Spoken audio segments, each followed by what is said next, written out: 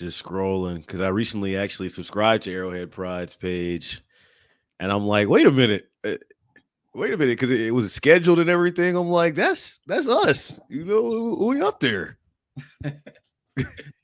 Oh, we're live. We're live. We're live. Of course. I mean, I feel like I can breathe again. You know what I mean? You know, you know what I mean? We're out of space. You all right over there? What's going on? You breathing I don't okay? know, man. I'm holding on by a thread right now. I can't believe this is actually. I'm actually seeing your face. This is crazy. Like, this is like back to what, March or no, February, The brother. first episode. The first episode. I want to say like the first. Like March, right? Well, because Bet the House was late January, right? Oh yeah. Yeah, that was like that's my guiding compass. Bet the House is my north star when it comes to cheat That brings you codes. back to the beginning, huh? Let me throw a little retweet on this. Appreciate y'all rocking with us. New format. Back on video. Aaron Ladd, Mark Gunnels, Chiefs Coast to Coast, Arrowhead Pride Podcast Network. Mark is he's wearing his best dress for y'all who are listening back on the podcast feed. It's not just the 15 underwear. He's got the full jersey on. Patrick Mahomes is joining us, and he's got a beard and looks like Mark Gunnels. Mark, what was the decision making? You just say, hey, video, we gotta get back on video with a boom. I mean, I just want to rep the MVP of the league right now. I mean, he threw 4 touchdowns. He leads the league in passing touchdowns. He's the best quarterback in the world. So, I don't pull it out too often. I really don't. So, I thought it was proper for the occasion. First show back on video. I feel like it was appropriate. It looks kind of crisp. You know what I mean? It look like there's no creases in it. Yeah, I don't wear it. I pull out for special occasions. You know what I'm saying? Mark mentioned it. We'll talk a little Chiefs Raiders and the 17-point comeback for KC in prime time Monday night. Then we'll preview the Bills game. We'll talk about the shove heard around the NFL world that happened at Arrowhead, Devonte Adams in a little bit of a sticky situation. And then we'll take some audience voicemails as well. We want to make y'all part of the show and like hearing from y'all. We put out a voicemail number to make y'all part of the video pod again, and y'all delivered. So we'll touch on that. But let's get right to it, man. 17-point comeback. I want to get a report card from you on this because there's a couple different ways we can attack this divisional game, and we were kind of thinking it could be a little bit closer. I know you had picks that went a different way, but what's your report card if you're grading this on an ABCD scale for Kansas City in this 30-29 win? I'll give them a C+. C+. I feel like that's appropriate. The way they came out was very inexcusable, getting down 17-0. They seem to lack some energy. The Raiders obviously were the more desperate team because, I mean, they're fighting for their season. I mean, they're 1-4 now. The odds of them making the playoffs are really, really slim at this point. So they definitely needed this game more than the Chiefs. And also the narrative of, a short week. You got the Bills on Sunday, a potential look ahead to that game, obviously. So I think a lot of those things kind of played a factor in it as well. But yeah, I mean, after that Chris Jones play, you could tell, like, not just from the crowd, but it fed to the players as well and the coaches. I mean, Andy Reid didn't even go back to the tunnel immediately. He gave the ref all he could ask for, and that's very rare for Andy Reid to do. So that's how you know it was a very egregious call. But I really feel like that put a jolt in their back, and you saw that in the second half. I mean, I think they really came out with another sense of urgency, came out that first drive to start the third quarter, went down the field, got a touchdown, and then from that point on, you could tell the Raiders were kind of playing up the hill, even though they were still leading at that point. You felt like the Chiefs had all the momentum at that point. I really felt like that roughing the passer call, though it, was a bad call and we're talking about it and everybody has their opinions on it or whatever. It was a momentum shifter in the game for Kansas City. Like you said, battery in the back, juice in the back to that point in the game. And really for a lot of portions in the first half, Kansas City was getting beat in the trenches, man. There's really no other way to put it. Adam Teicher put this out after the first 11 dropbacks for Patrick Mahomes. NFL Next Gen Stats had pressure on 6 of those 11 dropbacks, and really only one of those was registered as a blitz. It just showed you kind of the issues that Kansas City was dealing with in the trenches on the offensive line side. And then I thought on the flip side, Derek Carr looked comfortable. They used Josh Jacobs to kind of stave off a lot of the pressure from Kansas City. And I feel like when Kansas City is getting beat in the trenches, they're getting beat in the game. When they're winning in the trenches, they're winning the game. It's kind of that simple. When Andy Reid challenges the offensive line coming out of Indianapolis and saying, we go as far as you go, he sees that. He knows that. They set the tone, and it all starts with the guys up front. My report card grade for KC would be kind of in that same range.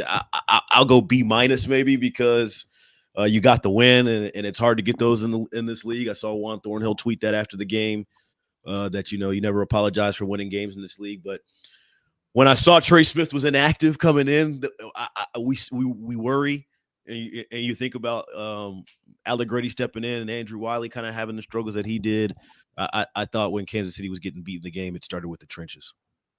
Yeah, absolutely. I mean, the way that Josh Jacobs was just gashing the defense, it was demoralizing. It really was. Like, as a fan, just watching from a fan perspective, it's like you felt helpless because he was getting 5-6 yards a pop every single time, it felt like. So that was definitely demoralizing. And as you said, that slows down the pass rush because you can't just pin your ears back when the Raiders are having 2nd and 3 and 3rd and 1s, right? They're not in those 3rd and long, obvious passing down situations, especially in the first half. Now, in the second half, the Raiders had a lot of penalties, and maybe that was because a lot of makeup calls from the Chris Jones situation, which put the Raiders behind the change in the second half. So it was definitely different from that perspective. But yeah, man, I mean, give the Raiders credit. They came out very aggressive. They smash mouth football, keep Mahomes off the field, and it was very efficient. It really was. So they definitely punched him in the mouth. But I do think the Chiefs responded very well in the second half, and it was a different ball game. It was not a very well officiated game. I remember tweeting that. And we are going to touch on the roughing the passer, and James Palmer kind of touched on this, and he tweeted this. I want to read his tweet, kind of in the reaction to the roughing the passer. He tweeted, and I kind of agree with him, the biggest penalty of the game wasn't that call. It was the holding on the missed field goal.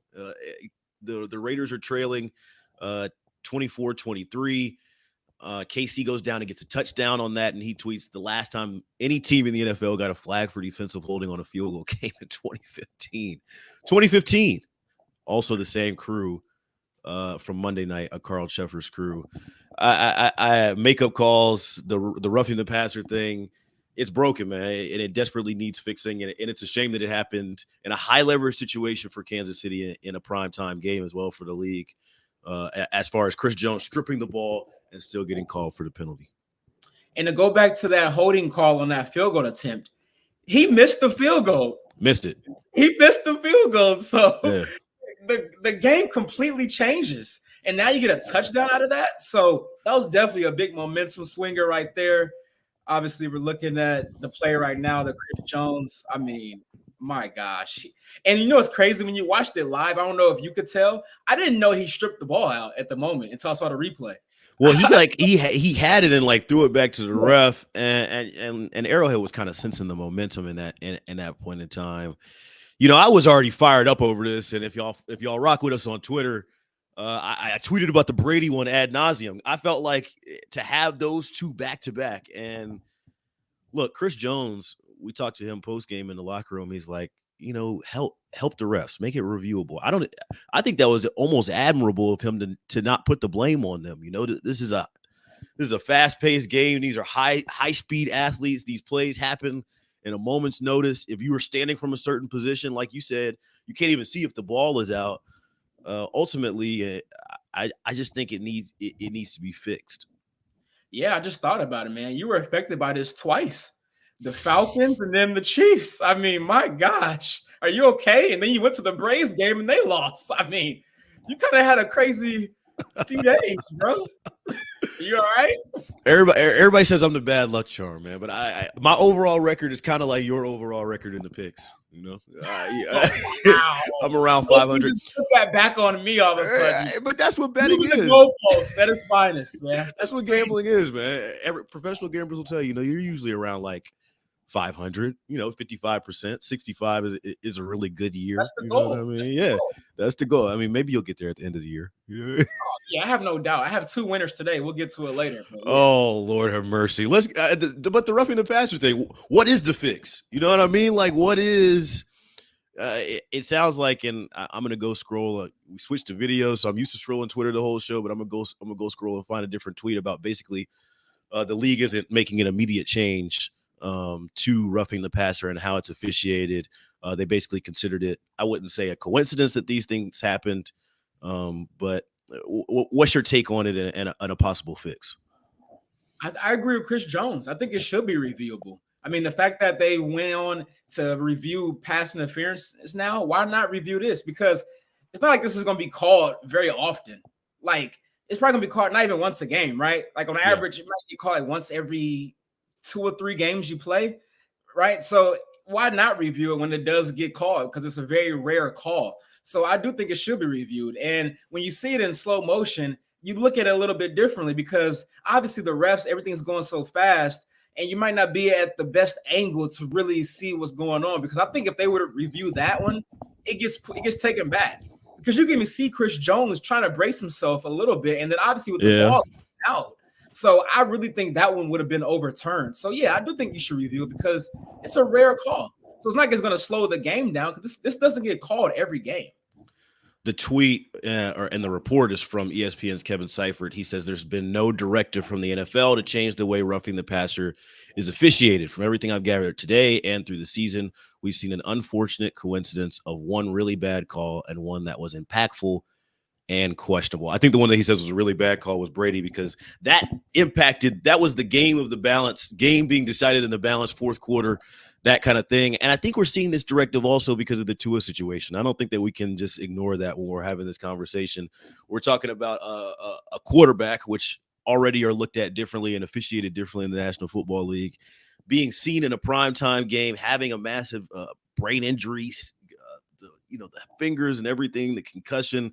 It's a PR nightmare for the league. They go in the lab and get an immediate fix for concussions. Now, I've heard people tell me that, it's different because it's independently bargained and collectively bargained, and some of these things need to be done in the offseason. But I think when we talk about reviewing things like pass interference, that happened on the game's biggest stage, that Rams-Saints game in the playoffs that decided that game, and all the outrage that came from that. The reviewing of pass interference came from that. I wonder if, this reviewing of roughing the passer would have to happen because you'd have to have it on a bigger moment. Does that make sense? Yeah, but I hope it doesn't come down to that. Because you're costing somebody's season. That's tough, man. So I really hope it doesn't have to come down to that. That would be very unfortunate for whoever team is on the wrong side of that. But you may be right, man. It may have to take that for them to, I guess, correct this because, like with the Tua thing, I think they're overcorrecting it, right? Like there has to be a fine balance. Like now I think it's going too extreme. Expand on that. Why would you say that there's been an overcorrection? Well, because you see what happened with Teddy Bridgewater? I did, yeah. And he was not concussed, which I think. He wasn't concussed. Yeah. He wasn't. And ironically, it was the Miami Dolphins. So I feel like it was something to do with that as well because they want to be overcautious now because there is a big microscope on that team in particular. So I think that was an overreaction because he wasn't concussed. He could have played that. So that's my example when I say overcorrecting things. Yeah, it's a shame. I guess for Chiefs fans, they can sleep a little bit easier knowing it didn't necessarily cost them the game. But like you said, you don't want to see this happen in a bigger moment and cost you the season. You want to talk Devonte Adams a little bit? This feels kind of nasty, man. It's one of those topics that it's like you drop a rock in a still pond and the ripples just go forever. Like the ripples around this story have gone way further than the incident. The incident was 10 seconds, 15 seconds, and it was over with, and we're still talking about it. The newest development today was that I believe charges were filed, misdemeanor assault. In KC, he's got a court date November 10th, I believe. You're looking at the video here if you're rocking with us here on the stream. What you think, man? I mean, you can't push a guy to the ground. I mean, let's just it's rough with the passer, dog. Come on now. I hear people try to defend it. He was in his way. He shouldn't have been walking in that direction at the time. I mean, so let me just say this to you. If you're at the workplace and somebody walks in front of you, are you just going to push somebody down at 41 and be like, oh, he was in my path, man? I mean, he should have been there. So I mean, come on. Let's It's just move on. He was frustrated, man, Yeah, but and that's I no think he excuse to admitted push it. I a think he guy. admitted as much. That's no excuse to push a guy to the ground. Oh, I'm absolutely. Yeah, frustrated a lot in I'm life. right. A lot of things frustrate people. I don't I'm push with people to you. the ground every day. I mean, especially with your picks, you be pitching people all over the place, man. I mean, Yeah, I'll be getting misdemeanors left and right for pushing people. If that was the case, I don't think it's a huge deal. We don't even go at his character or anything. He's never had any incident like this before. So, it's one of those things where he was wrong. He apologized. The kid, I think he's a college student, I believe. He's gonna probably get paid pretty handsomely and move on. yeah, the takes from this one have been weird to say the least. Elaborate on that. I don't know who it was, but somebody was like, "Oh, it's a privilege to be on an NFL sideline," and the guy was in the wrong, and the whole thing is just it's like the Draymond Green situation, right? The video changes everything. I think if I text you, I'm at Arrowhead Monday night, and I text you like, "Yo, Devonte just shoved this dude," you'd be like, "Oh, that's crazy, LOL." But the fact that we saw the video, the fact that he didn't even extend his hand down to reach dude, it just looked like he was dead set on his way and was just going everything in his way be damned. The optics of it are bad, and we know what optics are in the National Football League. It's not just going to be a hefty fine, but it is a potential suspension. Right away, I was somebody who said, it's not enough there, but I think the blowback. And not only the college student being very well prepared because somebody sat him down, bro. I mean, as soon as somebody saw that video, they said, "Wait a minute!" They got his phone number expeditiously, and Yeah. he has moved his chess pieces in perfect formation. So this ain't going away. And I heard your boy Shannon Sharp talk about an incident that he did. It sucks that athletes have to do this, but I mean, just you got to be better than this. You can't like you said. Yeah, You can't shove I wouldn't be surprised if he gets a 1-game suspension. And I was kind of like, first, I was like, there's no way he's gonna get suspended. Yeah. Just a hefty fine, and they'll move on. But the way that we're still talking about it, even on a Wednesday, and people nationally are still talking about it, I'm like, okay, this isn't really going away. I thought it would just be one of those 24-hour stories, and we kind of move on. But the fact that it's still being talked about nationally, I wouldn't be surprised if he gets a 1-game suspension. I really wouldn't. Let's finish up a few more things on Chiefs Raiders before moving on. Appreciate y'all rocking with us here. I got a couple comments. Ryan Lane says D+ for Kansas City, which is kind of crazy. I mean, if you can bring her a win, it's harsh. If you could bring her D+ game and still get a win in the division, and that's a good thing. He said the secondary looking like 2018. That's another thing I was talking about earlier. I feel like if KC gets a little bit more effective push, and starts to bend those corners a little bit more, then the corners get helped out by that. But Carr sitting back and being comfortable in the pocket, that's going to challenge the secondary for sure. And that's why it kind of stinks still wrapping up Chiefs Raiders that we see a torn ACL for Turk Wharton, a guy who had been a good depth piece, guy had been a good rotational piece. And Mark, I think they're really going to miss his experience down the stretch of the season.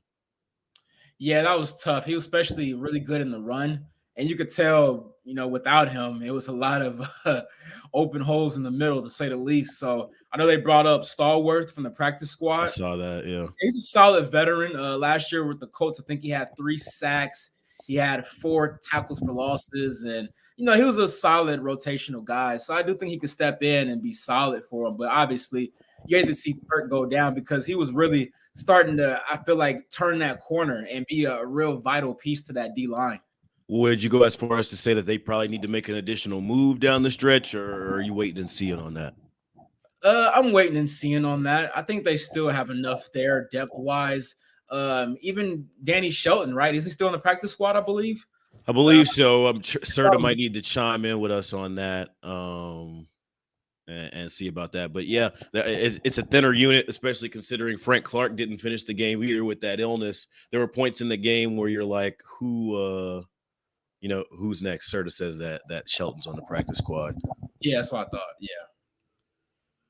Yeah. So, yeah, we know how big he is. He could take up 2 or 3 guys. So I wouldn't be shocked if they bring him up at some point as well, especially if they keep getting gashed in the run game. Sure. use this as a transition to kind of talk about the injury report because we got the first look at practice today, Wednesday prep, and it's crazy because it's almost 2 games in a week's time when you plan on the Monday and you come back, and then from an injury standpoint, you got one fewer day to get right for a big one against the Buffalo Bills at Arrowhead. Cook, Fenton, and Lamons are DNPs on Wednesday, but I think probably the biggest thing that you see from KC and that makes you feel positive is Harrison Butker coming back as a limited participant on Wednesday. And then how about Trent McDuffie? I mean, yeah, that's huge. I mean, to me, I think he's their best corner already. I mean, I know I keep saying that, but he never got targeted in preseason. In that first half against the Cardinals, he was solid. I think he's a guy that you bring back in and you kind of put everybody back in their natural positions. And, yeah, I mean, we saw on Monday night, I mean, they were getting gashed down the field. I mean, Fitton had no chance against Devonte Adams. Obviously, they're picking on Jalen Watson at times. I think he held on pretty well. He had a couple of pass interference calls that kind of questionable because the ball's underthrown, but you know how that goes.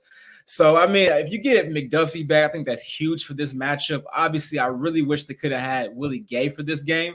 I think he's ideal for this matchup with his athleticism, especially going against Josh Allen, who is a mobile quarterback, and he's a big guy. So I think he would have been nice to maybe have a spy on him at times because I think that's one thing people don't talk about it as much with Josh Allen is his running ability. I mean, we talk about Lamar Jackson. I think Allen. You got to account for that. You got to account for his legs. I think Allen is actually more lethal and more dangerous with his legs than Lamar Jackson just because of his size. And he's not going to go down. He's not going to just slide or run out of bounds. He's trying to run through guys. And, I mean, he's big as a tight end. So, you know, that's one thing that really concerns me for this matchup. Elijah Myers talking about the secondary, as you mentioned, with Trent McDuffie returning to practice in some format, working back from his injury. Elijah says it's a must-win for us on Sunday. We need to show that we're still lethal, but the secondary just needs to get it together. Also, a couple more numbers that stood out. And I remember a call from last week on the pod. My boy Larry comes in and says, you know, this offense is up and down and inconsistent, and we've seen that at times. But from Matt McMullen today on Twitter, through 5 weeks, the Chiefs own the top scoring offense in the NFL at 31.8 points per game. And KC also leads the league in total touchdowns. I mean, it's crazy. D+, you hear an inconsistent offense, and then I present to you that they're the league's top scoring offense through 5 weeks. And it's crazy, man. Yeah, man. I mean, all the questions all offseason. How will they do without Tyreek Hill? What's going to happen? Are they going to – is Mahomes just relying on Tyreek big plays? Will he be patient and take the check downs? Well, I think he's answered those questions so far. And the funny thing is, a lot of his passing touchdowns have been like in the red zone. Yeah, you're looking at one now, Mahomes to Kelsey. Like the only shot one I can remember that was of distance was that Watson one, right, against the Chargers. I feel like all the other ones were pretty like relatively close to the end zone, which shows to me that they're being very efficient. They're getting a lot of first downs. They're being very methodical. And Mahomes is being patient, which is something that we've been asking for, not always looking for the shot plays. And I think that's forcing him to do that because you don't have a Tyreek Hill now. So you don't have that guy that you could just say, F it, Tyreek is down there, right? So I need a trademark on that. Hey. What? Nah, go ahead. Trademark on what? Hey, that's my IP, sir. No, it's not. Stop it.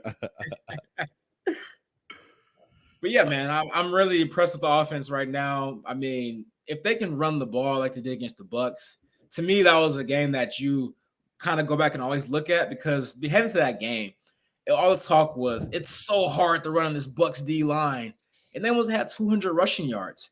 They're going to have to do that in this game too because the Buffalo Bills, their pass rush is legit, man. Yeah, it's probably the best one they're going to face all year. Maybe the Chargers, you can argue with Bosa and Mac.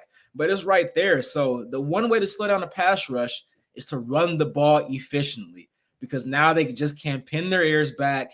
You're not in these third and long, obvious passing down situations. And I expect to see a lot of quick passes as well. You saw late in the game, they did a couple of quick passes to Sky Moore. He gets about 8-9 yards. He's really good with the ball in his hands. Can we say that? Like, he's really good with some there hasn't been a pod where you haven't said that, Mark. I mean, come on, man. I want to see some more screens as well. some more Clyde Edwards-Helaire screens, McKinnon, because that slows down the pass rush as well. Yeah, that quick pass, definitely Kansas City has shown that to be a propensity for them to Sky Moore use. with the ball in his hands. Yeah.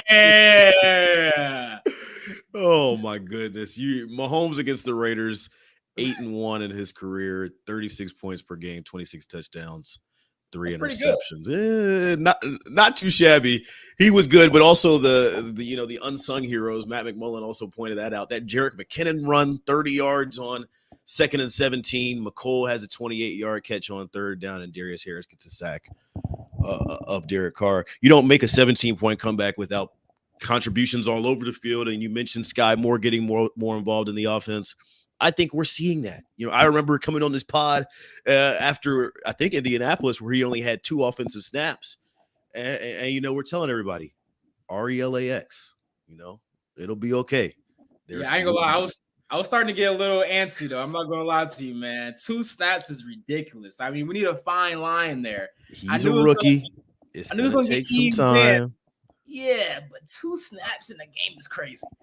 So, I've been pounding the table for Sky Moore. It's Sky Moore season, Aaron.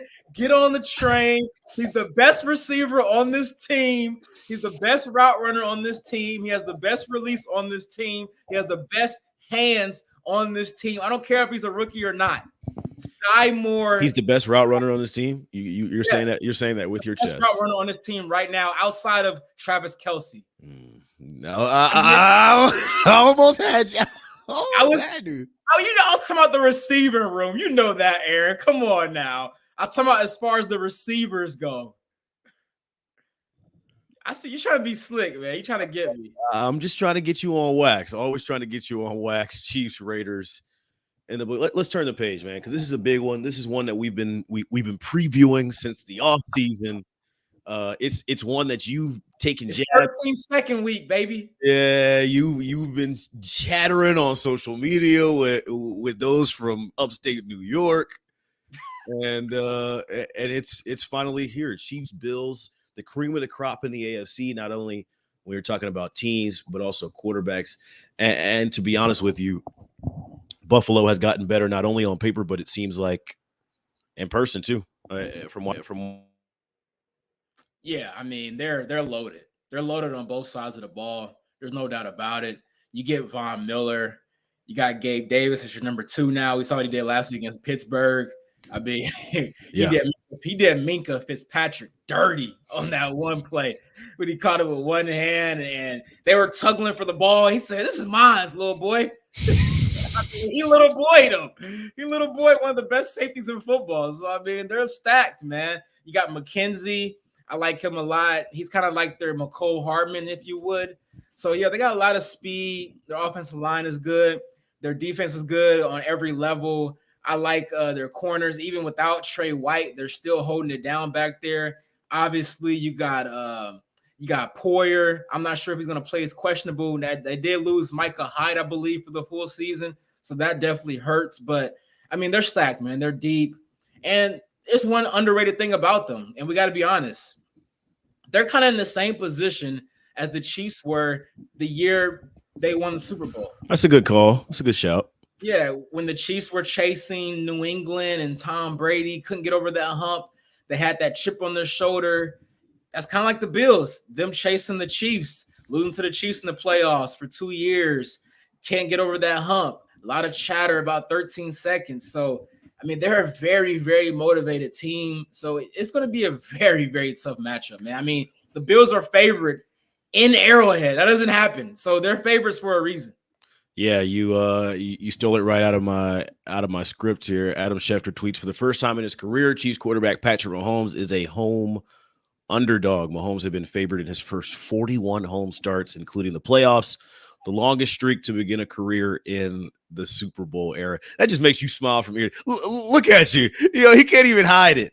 He can't even hide it. That's a crazy stat, Eric. Come on. That's ridiculous, bro. It is absurd, and it's one of those moments where I tell you Chiefs Kingdom fans and everybody listening to this podcast and rocking with us. Now, bro. Okay, I'll just say take off you Chiefs Kingdom fans. This is what I'll say when I talk about Patrick Mahomes to Chiefs Kingdom. Don't take it for granted. In the same breath, I'll say I'm taking the Buffalo Bills this week.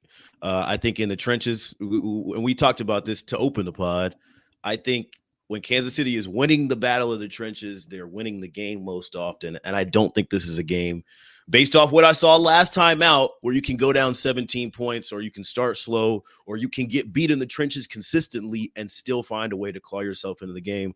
Von Miller has just shown us that he's raised his game to a different level through 5 weeks. And the Chiefs offensive line is still at times off schedule and not as consistent as I was hoping. And you feel better knowing that it's a home game, but on paper right now, and I don't make the picks on this pod, that guy does. I'll take Buffalo. Yeah, so I'm taking Buffalo as well. Woo! Yeah, I don't know if that surprises you or not. I'm glad we're back on video for this week. in your 15 jersey. It's one of those weird things, right? Like before the year, I had the Chiefs going 12-5.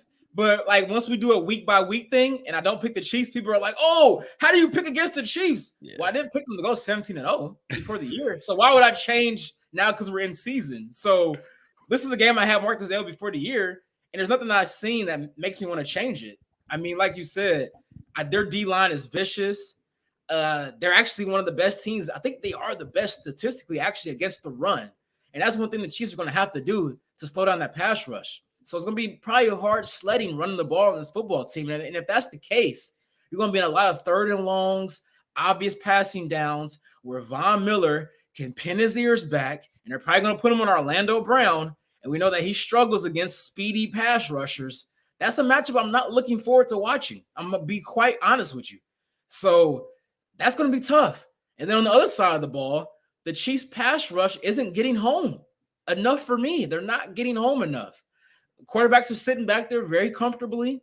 And if they're able to run the ball, they don't run the ball much, though. That's one thing I will say with Buffalo. They don't run the ball very much. Their best running game is actually their quarterback. But that still is a dynamic that scares me because now you don't have your most athletic linebacker in Willie Gay. Like, he is perfect for this matchup because you could use a spy with Willie Gay on Josh Allen and feel pretty good about it. But he's not there. So who's going to be that guy? So that's going to be a tough matchup. Obviously, with the secondary going against Stephon Diggs, the young guys, Fenton, hopefully you get McDuffie back, but it's going to be his first game back. So you can't really expect him to play at a high level in his first game back. He might not even play that many snaps if he does even play. So I'm not really going to bank on that. And then you still got Gabe Davis, Dawson Knox, who, I mean, it's just a lot of tough matchups there. So I got to go with Buffalo as much as it pains me. And I would love to be wrong. I would love to be wrong for the first time in my life. If you had to, and you said, KC's D-line not getting home enough, 2 sacks in the win over the Raiders, including the first half a sack of rookie George Karlaftis' career. If you had to circle like a matchup that really concerned you the most headed into this matchup, is it the trenches? Are we over, I guess, extending ourselves when we talk about the concerns that we have for Kansas City's offensive line through 5 weeks, considering they are the league's highest scoring offense and have the most total touchdowns? Or is it just a matter of this game specifically, this matchup specifically, and how these two teams line up against one another? Yeah, the thing is, we know the interior of the Chiefs O-line, to me, is the best in football. Yeah, absolutely. So left to right, from Tooney to Humphrey to Trey Smith, who I expect to play. He was a full participant today at practice. But it's the tackles that I'm concerned about, Orlando Brown and Wiley. And that just happens to be where the Bills are at their best on their D-line. So that does concern. I don't think we're overstating that concern there. And on the other side, I mean, if you give Josh Allen a lot of time, I mean, you saw Carr was sitting back there patting the ball a lot, bro. If Josh Allen is doing that, who is 10 times better than Derek Carr, has way better arm strength, and he has a way better rapport with his receivers, with Stephon Diggs, you would think they'll be playing together for years. I mean, they've been together for what, two years now, I think? It's 2 or 3 years. So, I mean, that is just very scary, man. And they're going to take deep shots. They're going to take shots down the field consistently. I mean, we saw it against the Pittsburgh Steelers. They had a 98-yard touchdown pass. Yeah, for real. I think that was on 3rd down, too. Yeah, so I mean, it's a matchup nightmare, bro. For the Chiefs to win this game, they're gonna have to win the turnover battle. They're gonna have to steal extra possessions, get like a strip fumble, sack, an interception where you're getting good field position, maybe even a special teams play that kind of alters the game and makes it more balanced. Because if you look at it just matchup on matchup right now, the Bills are the better football team. Now, could that change in January? For sure. But as of right now, I think you would be disingenuous to say if they line up and everything is completely equal, there's no weird stuff that happens, like a 3 fumble turnover game. Everything is equal. The Bills are the better team right now. And I hate to say it, but it's the truth. Well, we both got the Bills winning, but let's take a step back and look at the season as a whole. That would put Kansas City at what, 4-2 through 6 weeks. The toughest 8-game stretch in NFL history. Take a shot if that's on your bingo card while you're listening at home. Where would a loss put you mindset as what Kansas City looks like going forward, or would it really concern you, or is it kind of results based? I guess if that makes sense. Do they have to go out there and be competitive? Obviously, you don't want to go out there and put out a goose egg. How would an outcome impact your long season look at KC? I mean, if this is a hard-fought game for 4 quarters and it comes out to the very end, like the last possession, and the Chiefs lose, I'm okay with that. And I mean, obviously, you want to win the game, clearly. But if it's a nip and tuck game and the Bills squeak away, I come away from that game actually very encouraged, considering that you didn't have Willie Gay, you probably have a limited Trent McDuffie, and so I mean, I would be okay with that, and especially you have a young team. Like, there's a lot of moving parts on this Chiefs team. The Bills should be better right now. They brought everybody back pretty much and added Von Miller. So the Chiefs are relying on 3, 4, 5 rookies that are getting significant playing time right now. So at this point in the season, the Bills should be better. Like, they should be. Now in January, that can change. As the Chiefs' young players develop, get more reps and things of that nature, it could change. So I'm not putting all my eggs in the basket for this game. It doesn't really matter to me that much. Now, what I will say is, though, if the Bills win, considering their schedule, they're probably going to be the 1 seed. But I already came into the season thinking they would already be the 1 seed, so they'll have the tiebreaker if they win this game. So that's the only thing I would say why this game does hold weight. Because if you are concerned about the 1 seed going to Buffalo versus playing in KC for the AFC title game, then sure, this game is a big game in that regard. But honestly, I don't really care about it that much, because at some point, Patrick Mahomes will have to play a road playoff game. It hasn't happened yet, but at some point, you would think, huh? Yeah, I don't think he's gonna go his whole career playing every playoff game in Arrowhead. So, I mean, if it's gonna happen, this will be the year for it to happen, because the Bills, they didn't have to reset. They just added Von Miller. They kept the train going. The Chiefs had a big reset of their roster this year. So absolutely, I think we said before the year too, if the Chiefs go 5-2 heading to the bye, we would love that. So if you lose this game, you beat the Niners next week, you got the bye week, you're 5-2 after the toughest first 7 games.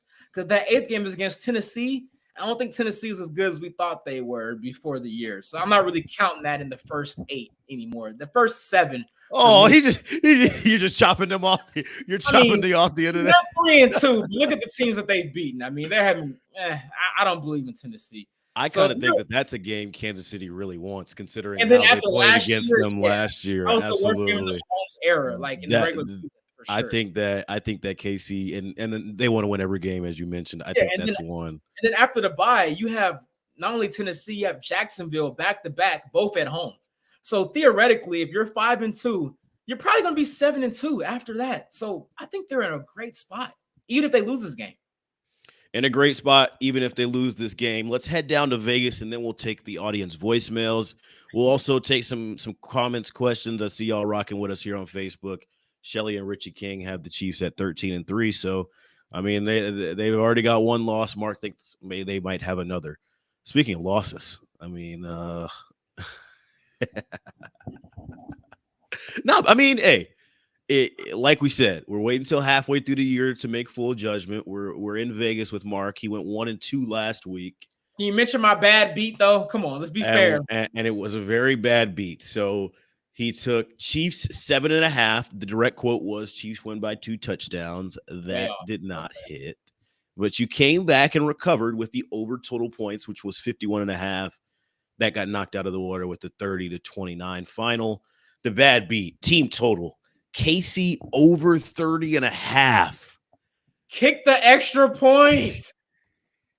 Let's ISO here. So what's going through your mind? Obviously, you're doing some math at the end of the game. The Raiders are going for. I mean, like the Chiefs are missing kicks, but there's a holding. Take us through the bad beat here. Okay, so when they get the touchdown, they're up 7. They go for 2 to go up by 9, which would be up by 2 possessions.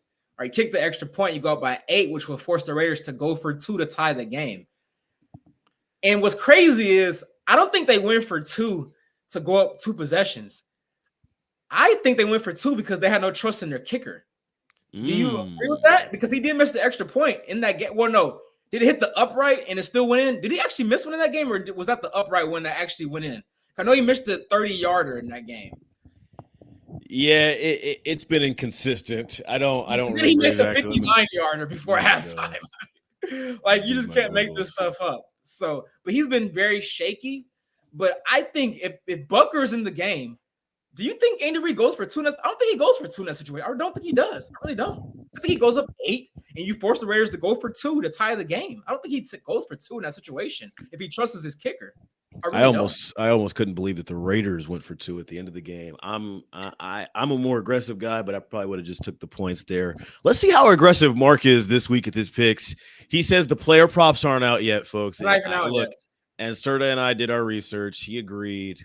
So we're letting him off the hook with just 2 picks this week. He's 6 for 7 on the year, trying to get to 8 and 7 on the year, back above 500. Mark, what you got? All right, so I'm going back to the well on the over on the total points, not the Chiefs team total this week. If it ain't broke, don't fix it, huh? Yeah, it's only at 53.5, which to me seems really low. I mean, the Bills or Chiefs, one of these teams have potential to pretty much cover that by themselves. I mean, I think one team could score over 40 in this game. So if you believe that, the other team should at least score 17 to 20. So to me, 53.5 seems very low. So I would hammer the over on that.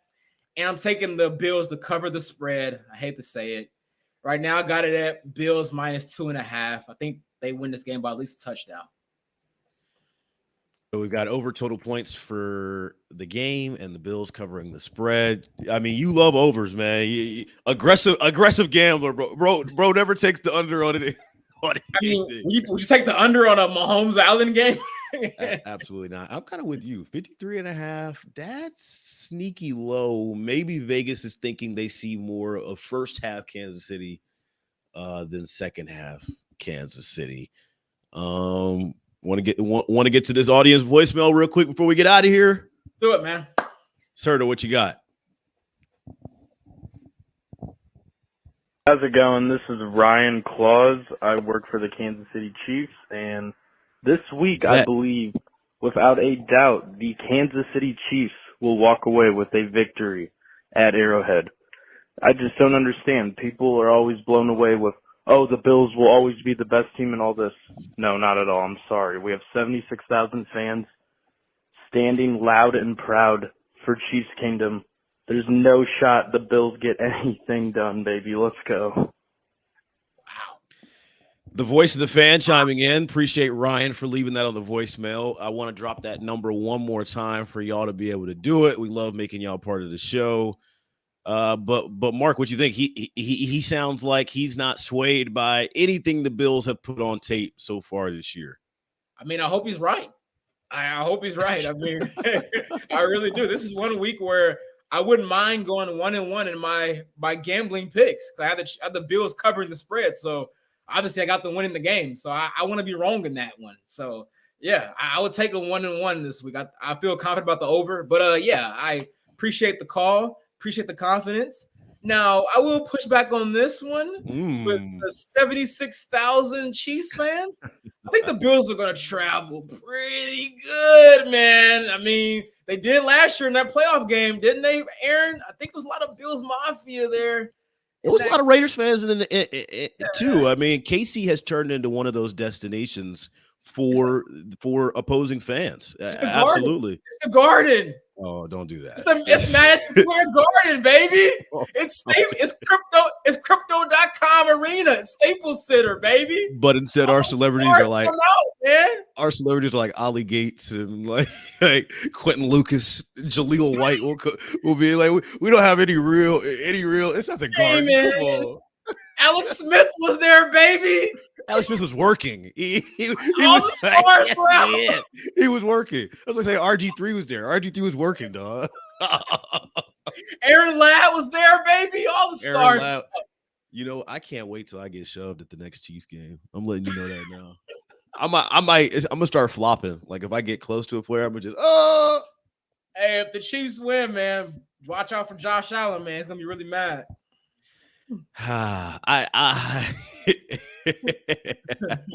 It's funny because this matchup is finally. I can't hear you. Off the back of like the 13-second stuff and like all the reaction to that game, the Grim Reaper, and then KC kind of laying an egg in the AFC title game.